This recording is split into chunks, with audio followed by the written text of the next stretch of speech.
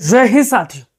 पश्चिम बंगाल में पहले फेज में 92% के आसपास वोटिंग होने के बाद बंगाल में क्या रुझान है, क्या चुनावी रुझान है, एक और ताजा रुझान आज मैं आपके सामने रखने वाला हूं। आज आप इस रुझान के देखोगे और बताओगे क्या बंगाल में बाजी पलटने वाला है या फिर जो सरकार थी वही कंटिन्यू रहने वाली है।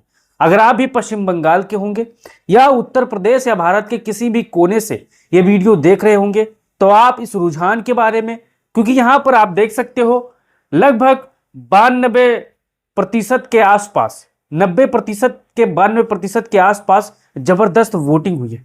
और जहां भी बम्पर वोटिंग होती है कारण दो होते हैं, कि तो सत्ता परिवर्तन होती है कि तो फिर लोग एसआईआर के मुद्दे पर अपना वोट बचाने के लिए जबरदस्त वोटिंग करते हैं। अब यहां पर आप देख सकते हो वोटिंग होने के बाद, यानी 90% से ज्यादा वोटिंग होने के बाद बंगाल में किसकी सरकार, फेज 1 किसका दबदबा हुआ कायम। यहां पर 3 दल है, टीएमसी है, भारतीय जनता पार्टी है और कांग्रेस है।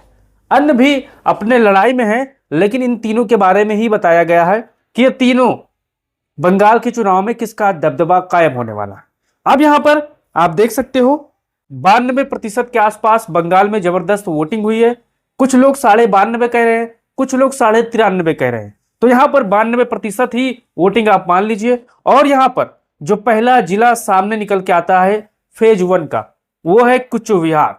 कुच विहार में फेज 1 में यहां पर 9 विधानसभा की सीटें हैं। और कुच विहार का ताजा रुझान क्या कहता है ये आप देख लीजिए। यहां पर 6 सीटें ममता दीदी को जा रही है और 3 सीटें भाजपा को जा रही है। कांग्रेस का यहां पर कोई खाता कुछ विहार में नहीं खुलने वाला है साथियों। ऐसा फेज 1 के ताजा रुझान में अनुमान और आंकड़े दिए गए हैं। अब यहां पर दूसरे स्थान पर है मालदा। मालदा में यहां पर 12 विधानसभा की सीटें हैं और 12 विधानसभा की सीटों में से यहां पर आप देख सकते हो फेज 1 में मालदा में 12 सीटों में से 8 सीटें ममता बनर्जी को यहां पर जा रही है साथी, जबकि 4 सीटें यहां पर भारतीय जनता पार्टी के साथ जा रही है। कांग्रेस का लगभग अनुमान 0 है। अब हमारे जितने भी मालदा के साथी होंगे वो आप अपना राय बताइएगा कि फेज 1 में किसका दबदबा मालदा जिले में कायम हुआ है। अगर आप इस जिले के होंगे तो आप अपना राय जरूर दीजिएगा। अब चलते हैं वीरभूम की तरफ। वीरभूम में 11 विधानसभा की सीटें हैं और 11 में से यहां पर 7 सीटें ममता बनर्जी को जा रही है। फेज 1 में जो वीरभूम जिले में किसका दबदबा कायम है, अगर आप यहां के होंगे तो बताइएगा। 4 सीटें भाजपा को, कांग्रेस का खाता नहीं खुल रहा है। अब यहां पर देखिए पुरवलिया में 9 विधानसभा की सीटें हैं और फेज 1 में पुरवलिया जिले में किसका दबदबा कायम हो रहा है यहां पर आप देख सकते हो। 6 सीटें ममता बनर्जी को जा रही हैं, 3 सीटें बीजेपी को, कांग्रेस अब भी 0 पर ही है पुरवलिया में भी। अब आगे देख सकते हो पश्चिमी वर्धमान। यहां पर पश्चिमी वर्धमान में 9 विधानसभा की सीटें हैं और फेज 1 में जो आंकड़े आए हैं, ताजा आंकड़े आए हैं, वो कहते हैं कि 6 सीटें ममता बनर्जी को जाएंगी, 3 सीटें बीजेपी को जाएंगी, कांग्रेस का खाता नहीं खुलने वाला है।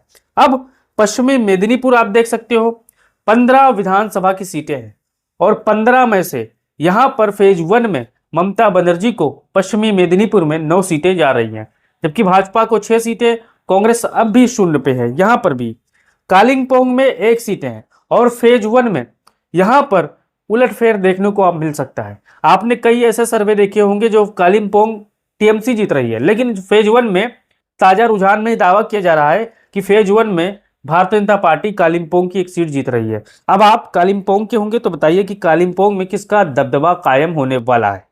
अब यहां पर आगे देख सकते हो दक्षिणी दिनाजपुर, 6 विधानसभा की सीटें हैं दक्षिणी दिनाजपुर में और यहां पर 3 सीटें ममता बनर्जी को और 3 सीटें यहां पर बीजेपी को जा रही है। अब यहां पर फेज 1 में यहां पर मुकाबला काफी कांटे का देखने को मिल सकता है, क्योंकि दक्षिणी दिनाजपुर में तीनों दलों ने शानदार तरीके से चुनाव लड़ा, लेकिन यहां पर फायदा ममता बनर्जी बनाम भारतीय जनता पार्टी को दिख रहा है, जबकि कांग्रेस यहां पर आप भी 0 पर है दक्षिणी दिनाजपुर में। अगर आप इसके जिले के रहने वाले होंगे तो आप बताइएगा कि अनुमान क्या है।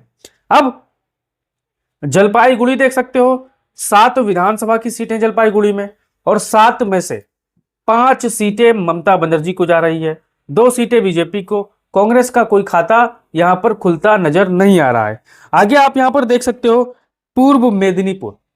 पूर्व मेदिनीपुर में 16 विधानसभा की सीटें हैं, और फेज 1 में पूर्व मेदिनीपुर जिले में ममता बनर्जी का आपको जलवा देखने को मिल सकता है। 10 सीटें बम्पर तरीके से जीत रही है, जबकि भारतीय जनता पार्टी 6 सीटें यहां पर जीत रही है। कांग्रेस का यहां पर कोई खाता खुलता नजर नहीं आ रहा है। अब आगे यहां पर देख सकते हो साथियों, मुर्शिदाबाद। मुर्शिदाबाद वो इलाका है जो हमेशा चर्चा में रहता है। यहां पर 22 विधानसभा की सीटें हैं, और फेज 1 में मुर्शिदाबाद में किसका दबदबा कायम है आप यहां पर देख सकते हो। 16 विधानसभा की सीटें ममता बनर्जी जीत रही हैं, जबकि वहीं पर मुर्शिदाबाद में भारतीय जनता पार्टी 5 सीट यहां पर जीतने का ताजा रुझान है। अब यहां पर कांग्रेस पार्टी भी 1 सीट यहां पर जीत रही है। तो अगर आप मुर्शिदाबाद के होंगे तो फेज 1 के इस ताजा रुझान में आप अपना राय दीजिए और बताइए कि आपका क्या राय है। क्या मुर्शिदाबाद में भारतीय जनता पार्टी की सीटें बढ़ेंगी या घटेंगी? क्योंकि मुर्शिदाबाद के लोग अगर आप होंगे तो अपना राय इसको लेकर दीजिएगा कि अनुमान बताइएगा कि क्या सही है। अब यहां पर आप देख सकते हो दार्जिलिंग। दार्जिलिंग में 5 सीटें हैं, और दार्जिलिंग का फेज 1 का ताजा रुझान है कि 3 सीटें ममता बनर्जी और 2 सीटें बीजेपी। कांग्रेस का अब भी कोई खाता नहीं खुल रहा है। आगे यहां पर झारग्राम आप देख सकते हो, यहां पर सीटें हैं 4, और फेज 1 में जो ताजा रुझान आया है वो कहता है 2 सीटें ममता बनर्जी को जाएंगी और 2 सीटें यहां पर बीजेपी को जाएंगी। कांग्रेस अब भी शून्य पे है। अब यहां पर देखिए अलीपुरद्वार। अलीपुरद्वार में 5 विधानसभा की सीटें हैं, और 5 में से फेज 1 का ताजा रुझान क्या कहता है ये भी देख लीजिए। 3 सीटें ममता बनर्जी को, 2 सीटें बीजेपी को। कांग्रेस का कोई खाता अलीपुरद्वार में भी नहीं खुल रहा है। अब देखिए उत्तर दिनाजपुर, यहां पर 9 विधानसभा की सीटें हैं। 9 में से जो फेज 1 का यहां पर ताजा रुझान है वो कहता है कि 5 सीटें ममता बनर्जी को जाएंगी और 4 सीटें बीजेपी को जाएंगी। यानी उत्तर दिनाजपुर में भी लड़ाई आपको कांटे की टक्कर को देखने को मिल सकती है। फेज 1 में उत्तर दिनाजपुर में किसका जलवा कायम है, किसका दबदबा कायम है, अगर आप इस जिले के होंगे तो बताइएगा साथियों। अब यहां पर देख सकते हो बांकुरा।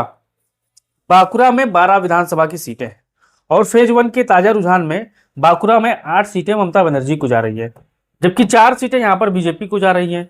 कांग्रेस का कोई खाता नहीं खुल रहा है। अब यहां पर हमारे जितने भी साथी होंगे बंगाल के होंगे, हर जिले के बारे में मैंने आपको बताया है। अगर आपका अनुमान, आपका दिमाग, आपका मनोबल क्या कहता है कि बंगाल में किसकी लहर है, क्या भाजपा आएगी या फिर टीएमसी आएगी, आप निष्पक्ष तरीके से कमेंट बॉक्स में बताइएगा साथियों। अब यहां पर देखिए 92% वोटिंग होने के बाद फेज 1 का पूरा ये समीकरण है, आप यहां पर देख सकते हो। प्रथम चरण के 152 विधानसभा सीटों पर, यानी फेज 1 के 152 विधानसभा सीटों पर 23 तारीख को वोटिंग हुई। अब वोटिंग होने के बाद कुछ दिन बाद ताजा रुझान आ चुके हैं। फेज 1 में किसका दबदबा कायम है आप यहां पर देख सकते हो। 152 सीटों में से 97 सीटें ममता बनर्जी को जा रही हैं, ऐसा यहां पर फेज 1 में ताजा रुझान में दावा किया गया है।